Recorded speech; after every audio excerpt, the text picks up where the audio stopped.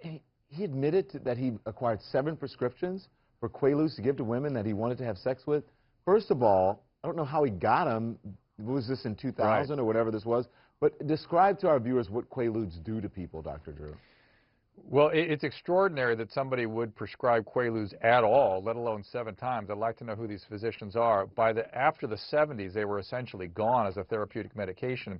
They're related to barbiturates. They're sort of an in-between category. The Valium-like drugs, the benzodiazepines, took over after that.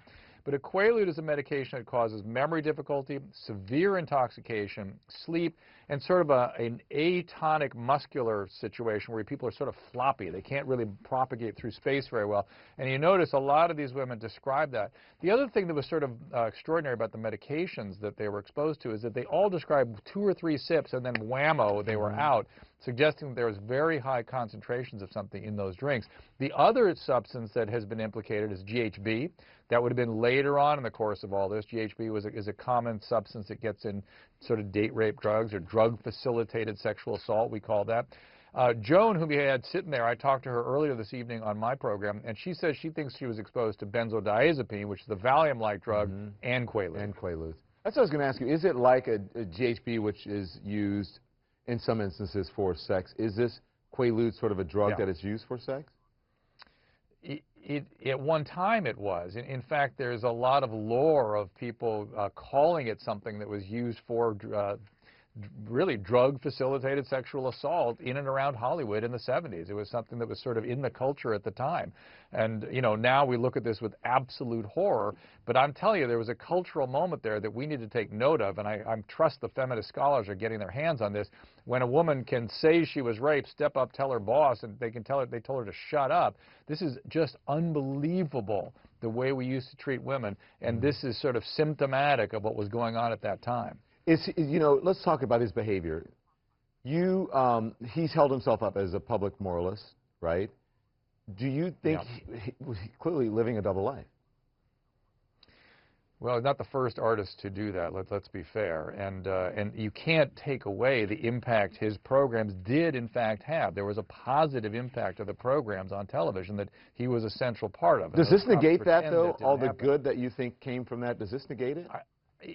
It doesn't negate it nor in any way measure against it. It's a totally separate idea that he was participating in productions that had very positive impact, and he may at the same time have been a serial rapist. I mean, this drug-facilitated sexual assault, he sort of fits a profile. A lot of them are older, in their middle ages of life.